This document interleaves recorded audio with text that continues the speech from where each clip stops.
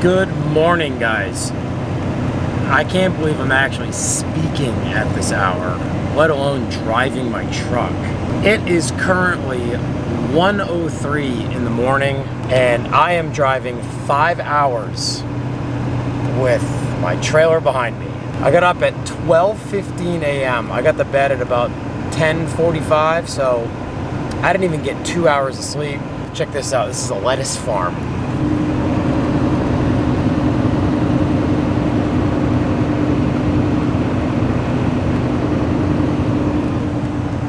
Looks like the night is burning with that fog.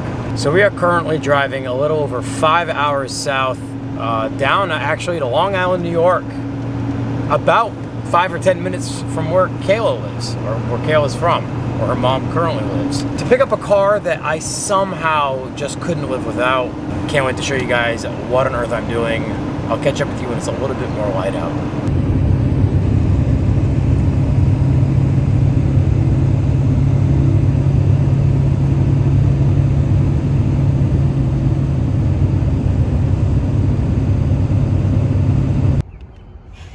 All right, first stop in Connecticut.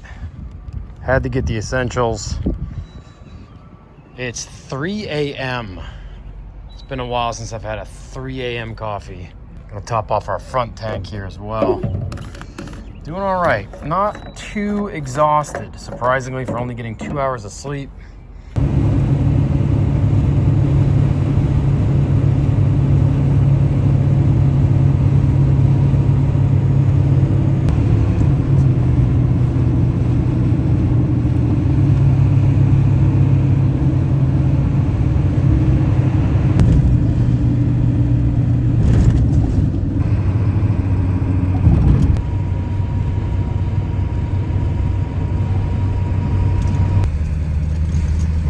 All right, guys, we made it. Going down this industrial dirt road. The sign out front said 495 Chrome Shop. It's right off of 495, coming out Long Island. All right, guys, so we're here. This is not what I'm picking up, but boy, I wish it was. Really sweet barn door, square body Suburban. It's even got the freshly painted steelies with the dog dish hubcaps. So cool. My dad had a white one when I was a kid. Small block, 2-wheel drive. Definitely want one. These things are so cool. Look at the patina too.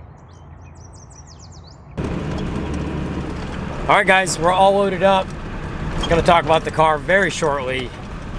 It's weird showing up to buy a car and meeting someone for the first time and like filming, you know, sticking a camera in their face or even just filming with them around. We're loaded up and we are headed to a bagel shop because we're on Long Island, New York. We are getting breakfast sandwiches while we're down here. So that's our next stop, and then we'll stop somewhere and we'll show you guys what we've got on the trailer.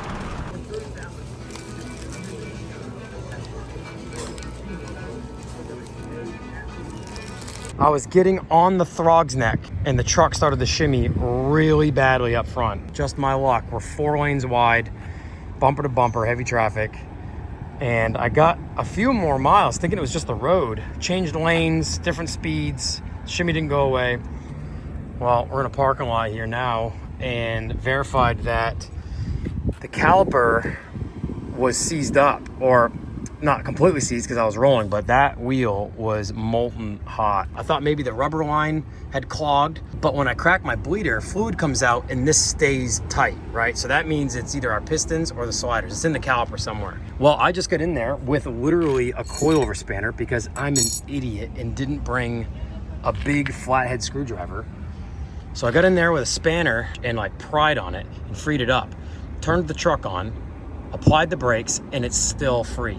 Now that this is turning, I'm hoping I can put it back together, go easy on my brakes for the rest of the way home because I have another 5 hours to go. And yeah, I'm gonna try to like calculate my brakings, and maybe if this thing starts to feel like it's pulling again or getting hot, we'll stop off at a Walmart or something. Perhaps if anything, we'll take those sliders out and lube them up real well if this thing sticks again. But let's put this thing back together and we'll get back on the road and we'll see how everything goes. All right, we got the truck running, and with the wheel spinning,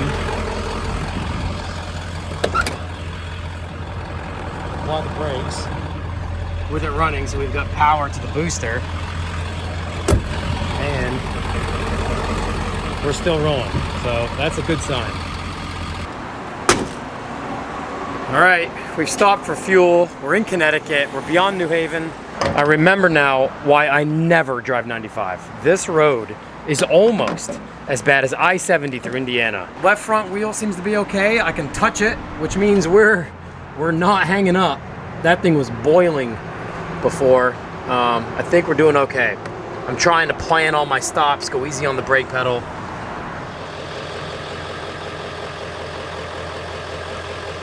All right, guys, we're back. I didn't finish filming what I wanted to yesterday. Got back right around dark and it started to pour. So as it started to rain, I got unloaded and just called it quits for the day. It was a long day. I mean, I hadn't even shaved. We've cleaned up a little bit. I had hit the road at 12:30 in the morning or so. And yeah, got back around 7 p.m. It was a long day. Thankful that the truck made it. We had no more issues with that. I stopped periodically on the way home just to keep checking on that left front. And it never bound up, it never got hot again. There's nothing worse than having a vehicle on a trailer loaded up on the side of the road trying to fix your truck or your tow rig. So thankful that we made it home. This is what I picked up.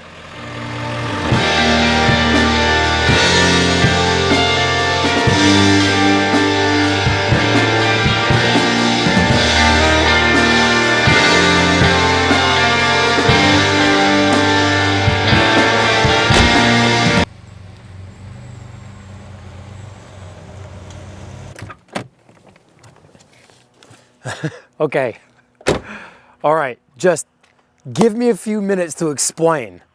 This is a 1989 Buick LeSabre, and for some crazy reason, I've always loved these cars. I don't know how else to explain it or convince you guys that this car is cool. So if your grandparents, or maybe even your great-grandparents, didn't tell you all about their Buick LeSabre, this one is a 6th generation Buick LeSabre. This is an H-body car, although Buick did designate the H platform for some of their predecessor rear-wheel drive Buick LeSabres. This is technically the GM H-body car, right? This was built from 1986 to, I believe, 91, but 86 is when they introduced the front-wheel drive LeSabre for the first time. This is technically one of the facelift H-body cars. This is an 89. In 86, they had a different front end with different headlights, but this one here with this specific front end is one of my favorite H-body cars of this generation, but notably because this has the 3.8 V6 in it. Now this is known as the 3800 Buick motor, and it's heralded as one of the most reliable motors that Buick ever made. This car here just turned 100,000 miles. It has sat outside. It's got great patina to it, in my opinion. It's got very comparable paint fade on the hood, the roof, and the trunk, just like the OBS Ford does. It's totally buffable. I think this car is gonna look great once we cut it down a little bit and buff it out. This here was purchased to be my new daily driver because for some reason, I just love weird 80s cars. We'll talk further in an upcoming episode about my possible plans for this car, but I am gonna daily drive it. So that's the point of this episode, is introducing the new daily driver on the channel. So as I already mentioned, I love the front end of this iteration of the H-body LeSabre. It's got kind of like this badgeless grille that just continues from side to side. That's coming from the Volkswagen world. The Mark 1 and Mark 2s always had the big Volkswagen emblem right in the center, and you could do a badgeless grille, which would get rid of it, right? It obviously says Buick right here in the grille, but it's got this badgeless look to it with these really cool, slender glass lensed headlights. It's very slender. The marker light and blinkers match the same size as the headlights. I don't know, I just love the front end of this car. It's very thin, very almost wedge car shaped here at the front, and it has the Buick hood ornament on it, which I love. I just love that American cars were continuing to do hood ornaments. So being the first of the front wheel drive Buicks, they did come in a 3.1 V6 as well, but I picked this one up because it has the 3.8 in it. It's a timing chain motor, not a timing belt, with all of 170 horsepower from the factory. We may have lost a few over the years, but that's where it started with. Now, if you're still watching, maybe simply out of just curiosity as to why I would go through any trouble at all on a car like this, my love for arguably cooler German cars spreads into these cars in a huge way. I mean, I just love this era of cars, the 1980s. There was a very experimental era of cars.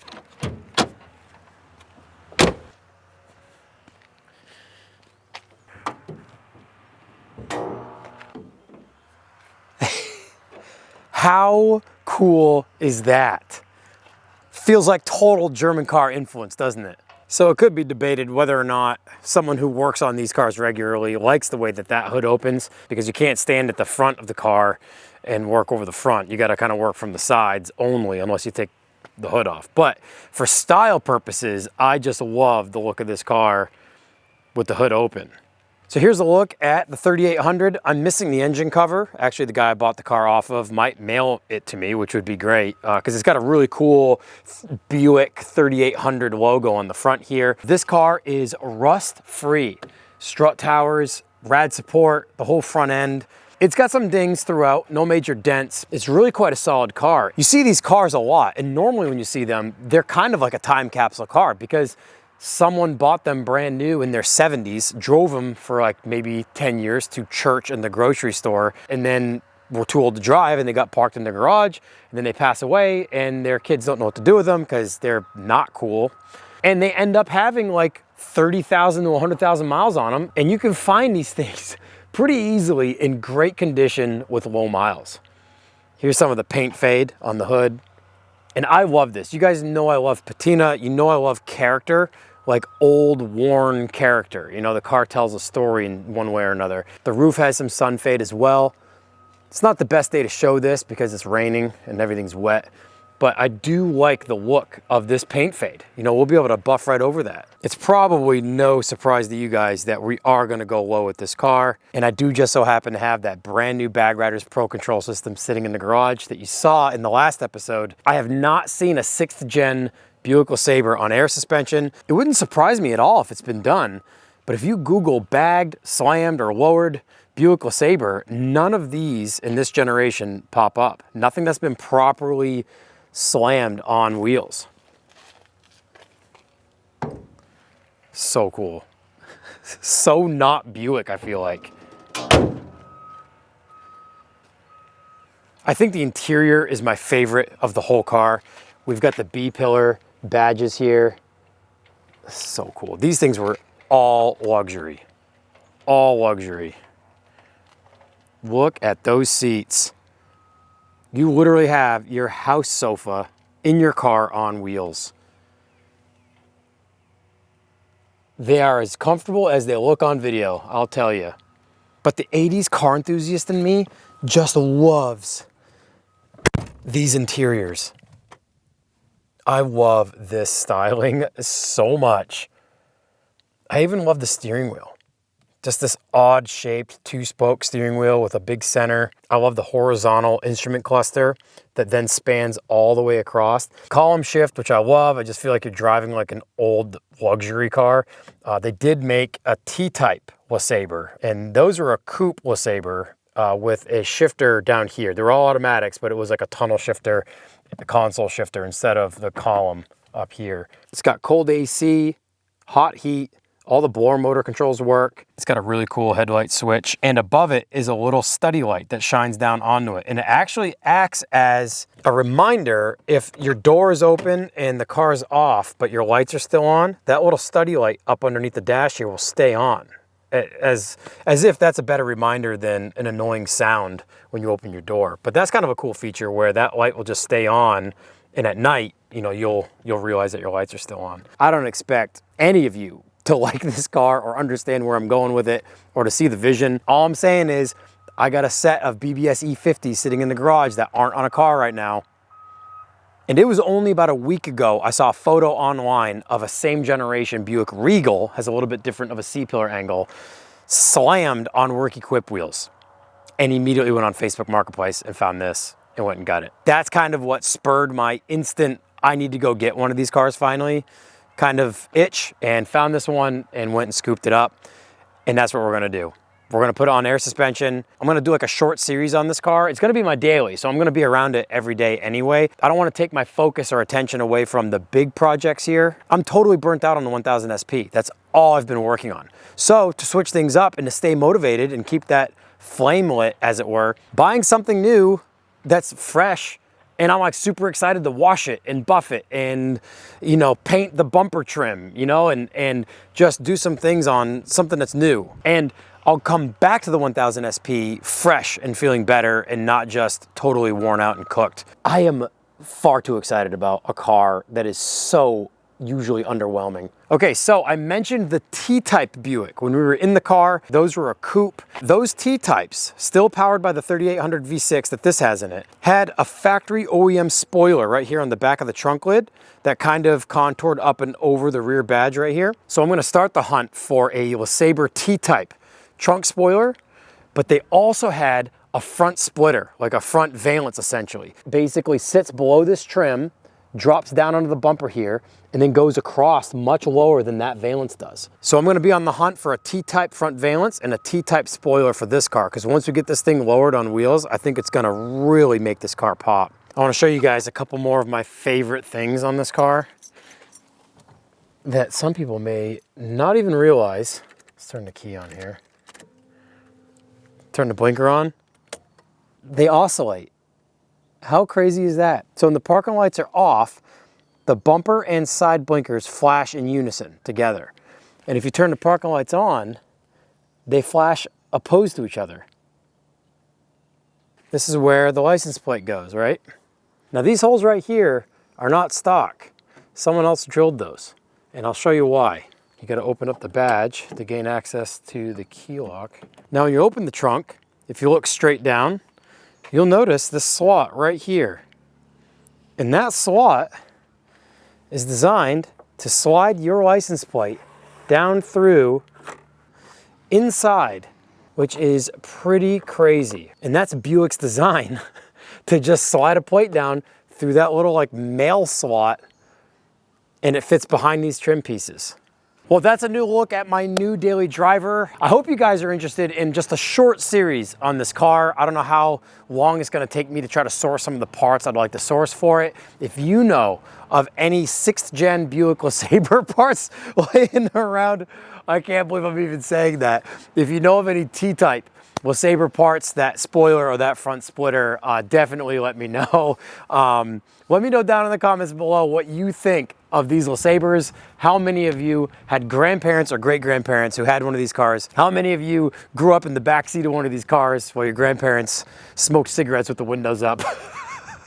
I'm excited to own one of these cars, and I'm really excited to design an air suspension kit for this car. I think it's gonna be really fun. It'll be similar to the 924S project where I wanted to design a bolt-in kit so we didn't cut anything on the car. That won't be the case on this. I won't really care too much about cutting stuff up on this car, but I'm really excited to figure out like what parts will work on this car. That way you too can go out and buy a 6th gen Buick LeSabre and bag it. I will be selling the Mark 6 TDI. So if you are interested in a Mark 6 TDI with a 6-speed manual, it's white with a black interior. So my email's in the video's description below. Shoot me an email if the Mark 6 interests you. I'm trying to not forget to let you guys know that I do have a discount code with Bag Riders. So any air suspension component that you want for your project or anything at all that Bag Riders carries. So make sure to hit that link below as well. It'll take you to a page where it'll generate a discount code for you where you'll save on anything on bagriders.com. Thank you so much for watching, guys. Remember to like, comment, and subscribe to the channel. We'll be diving into this thing pretty soon. I'm not forgetting about any of my other projects, I promise. But this will be pretty fun. Thanks for watching, guys. We'll see you in the next episode.